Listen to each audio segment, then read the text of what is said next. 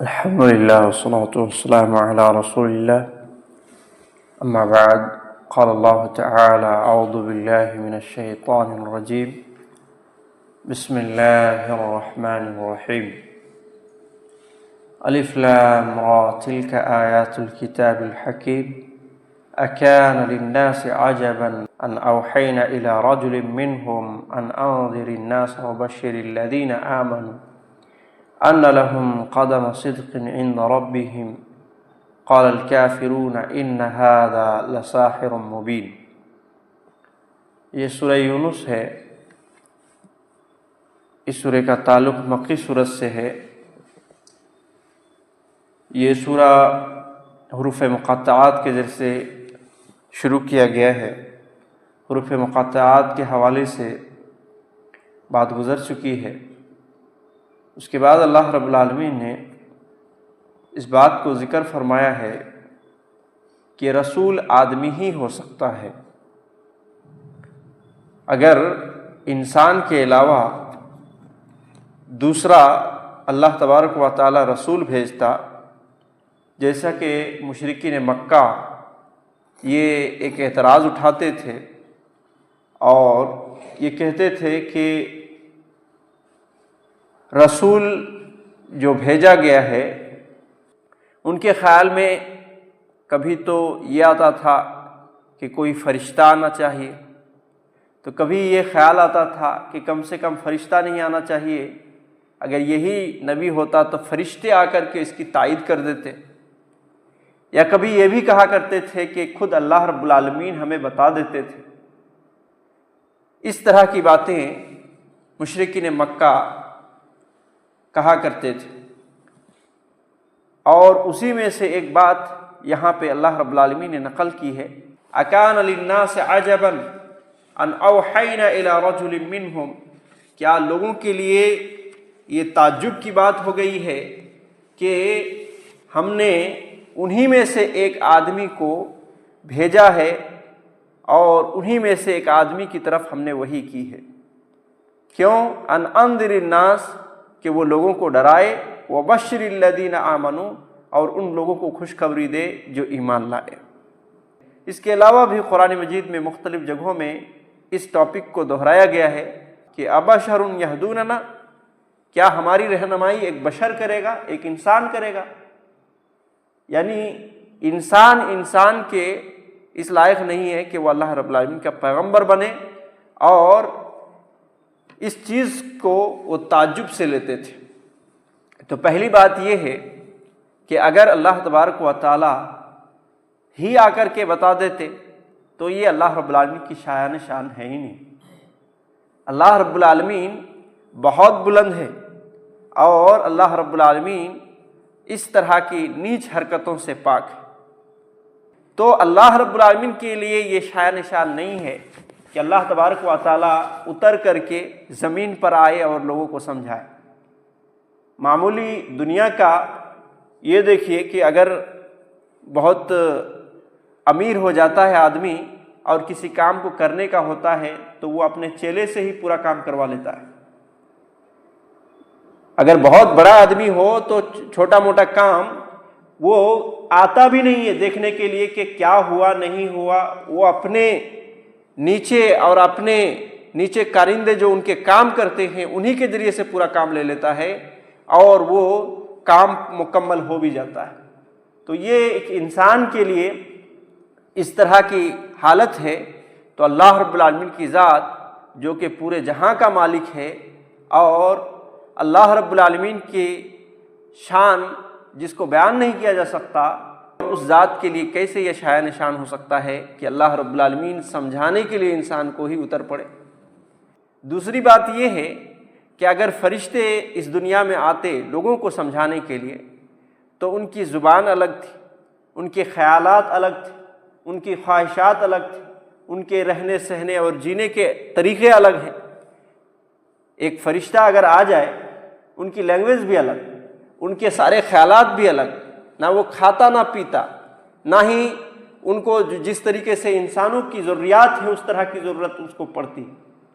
تو انسان کیا کہتا اس ٹائم میں کہ اس کو کیا معلوم ہمارے پریشانی کے بارے میں، اس کو کیا معلوم ہمیں نیند کی بھی ضرورت ہے، اس کو کیا معلوم کہ ہمیں جو ہے کتنی تکلیف ہوتی ہے، اس کو تو تکلیف بھی نہیں ہوتی، اس کو کیا معلوم بھوک، جیسے کہ روزے کا اگر حکم دیا جاتا تو اس کو کیا معلوم اس کو تو کھانے کی ضرورت نہیں پڑتی ہے، بھوک میں ہم لوگوں کو رہنا پڑتا ہے۔ تو اس طرح کے اعتراض بہت سارے اٹھتے، اور یہ بھی ایک اعتراض ہو جاتا کہ فرشتے نہیں ہونے چاہیے، ہم جیسے انسان ہی ہونے چاہیے۔ تو اسی لیے اللہ تبارک و تعالیٰ نے بیسٹ جو تھا انسانوں کی رہنمائی کے لیے، اسی بیسٹ چیز کو ہی اللہ رب العالمین نے چنا ہے، اور اللہ رب العالمین نے انسانوں کو سمجھانے کے لیے انسان ہی کو چنا، اور نبی اور پیغمبر اور نبوت و رسالت سے اللہ رب العالمین نے ان کو سرفراز کیا۔ اس کے بعد اللہ رب العالمین نے اس بات کو ذکر فرمایا ہے کہ 6 دنوں میں اللہ تبارک و تعالیٰ نے 7 آسمان اور پوری زمین کو پیدا کیا ہے، اور خود عرش پر مستوی ہوا ہے۔ اللہ تبارک و تعالیٰ ہر جگہ موجود نہیں ہے، یہ عقیدہ بہت سارے مسلمانوں کا ہے، وحدت الوجود اسی کو کہتے ہیں، اسی عقیدے کو کہ اللہ ہر جگہ موجود ہے۔ تو اللہ تبارک و تعالیٰ قرآن و سنت کی روشنی میں ہر جگہ موجود نہیں، بلکہ اللہ تبارک و تعالیٰ اب 7ویں آسمان کے اوپر اپنے عرش کے اوپر موجود ہے، اور اسی چیز کا ذکر اللہ رب العالمین نے یہاں آیت نمبر 3 کے اندر فرمایا، ان ربکم اللہ الذی خلق السماوات والارض، بے شک تمہارا رب اللہ ہے جس نے 7 آسمان اور زمین کو پیدا کیا، فی 6 ایام 6 دنوں میں، ثم استوى علی العرش، اور پھر وہ عرش پر جا ٹھہرا، عرش پر مستوی ہو گیا۔ اس کے بعد اللہ رب العالمین نے انسان کی ایک کمزوری کو بیان کیا ہے کہ انسان تکلیف میں اللہ کو خوب یاد کرتا ہے، لیکن جب ان کو خوشحالی پہنچتی ہے تو ایسی صورت میں اللہ رب العالمین کو ایسے بھول جاتا ہے جیسے اس نے کبھی اللہ کو پکارا ہی نہیں۔ اس طرح کی عادت نہیں ہونی چاہیے۔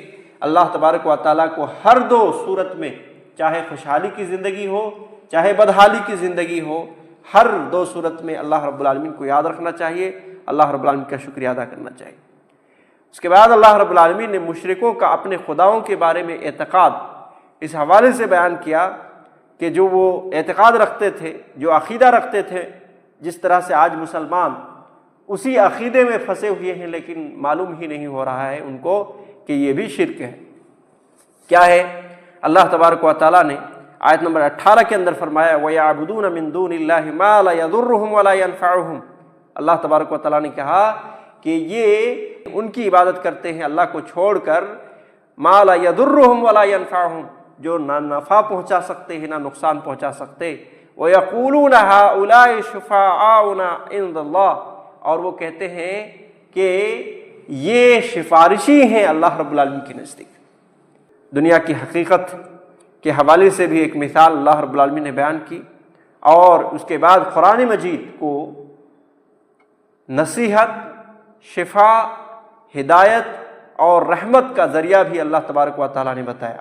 کہا، یا ایھا الناس، اے لوگو، قد جاءتکم موعظۃ من ربکم، تمہارے پاس تمہارے رب کی جانب سے نصیحت آ چکی ہے، وشفاء لما فی الصدور، اور دلوں میں جو بیماریاں ہیں اس کے لیے شفا بھی آ چکا ہے، اور ہدایت اور مومنوں کے لیے باعث رحمت بھی ہے وہ، یعنی قرآن مجید۔ قل بفضل اللہ وبرحمتہ فبذلک فلیفرحوا، تو اے نبی آپ کہہ دیجئے کہ یہ اللہ کا فضل ہے اور اس کی رحمت ہے، لہذا انہیں خوش ہونا چاہیے۔ اور اسی آیت کریمہ سے آج کے مسلمان کیا کہتے ہیں کہ یہ آیت کریمہ نبی کی ولادت کی خوشی میں جشن منانے کے اوپر ہے، حالانکہ ایسی کوئی بات ہی نہیں ہے۔ اس کے بعد اللہ رب العالمین نے اولیاء اللہ کی پہچان کیا ہے اس حوالے سے بیان کیا ہے کہ اللہ کے ولی بہت سنتے ہیں لوگ، لیکن ہے کون اللہ کے ولی؟ قرآن مجید میں اس چیز کا بیان کیا گیا ہے۔ کہا، الا ان اولیاء اللہ لا خوف علیہم ولا هم یحزنون، کہ خبردار، بے شک اللہ کے جو ولی ہیں ان کو کوئی خوف اور کوئی غم لاحق نہیں ہوگا۔ اور یہ اللہ کے ولیوں کی فضیلت بیان کر کے کہا گیا کہ اب ولی کون ہے؟ الذین آمنوا وکانوا یتقون، ولی وہ ہیں جو اللہ پر، رسول پر، آخرت پر ایمان رکھتے ہیں اور وکانوا یتقون، اور وہ تقوی شعاری کی زندگی گزارتے ہیں۔ یہ دو صفت ولی کے لیے کافی ہے کہ آدمی کیا کرے، اللہ رب العالمین سے ہر معاملے میں ڈرتے رہے اور صحیح راستے کو چنتے رہے، اور دوسرا کیا ہے، اللہ اور اس کے رسول، آخرت اور جو ایمانیات کی چیزیں ہیں ان کے اوپر ایمان رکھے۔ یہی لوگ اللہ کے ولی ہیں، نہ یہ کہ اللہ کے ولی ان کو سمجھا جائے کہ کسی مزاروں کے پاس بیٹھ گئے، کسی درگاہوں کے پاس بیٹھ گئے، موٹے موٹے مالے پہن لیے اور نہ جانے الٹی سیدھی حرکتیں کرنے لگے، تو ایسے لوگ اللہ کے ولی نہیں ہیں، یہ شیطان کے ولی ہیں۔ اللہ کے ولی وہ ہیں جو نمازوں میں دکھتے ہیں، پابندی کرتے ہیں اور اسی طریقے سے اللہ رب العالمین کے احکام پر چلتے ہوئے اپنی زندگی گزارتے ہیں۔ اس کے بعد اللہ رب العالمین نے اخیر میں شرک کی تردید اور توحید کو بیان کیا اور بہت ہی اہم ایک پیغام دیا، کہا قل یا ایھا الناس، اے نبی آپ کہہ دیجئے کہ اے لوگو، قد جاءکم الحق من ربکم، تمہارے رب کے جانب سے حق آ چکا ہے، فمن اہتدی فانما یہتدی لنفسہ، پس جو شخص اس سے ہدایت حاصل کرتا ہے تو وہ ہدایت اسی کے لیے ہے، اسی کے فائدے کے لیے ہے، ومن ضل فانما یضل علیہا، اور جو شخص گمراہ ہوتا ہے یعنی اس ہدایت کے راستے کو نہیں اپناتا ہے، گمراہی کے راستے کو اپناتا ہے، تو اس کا وبال اسی کے اوپر ہے۔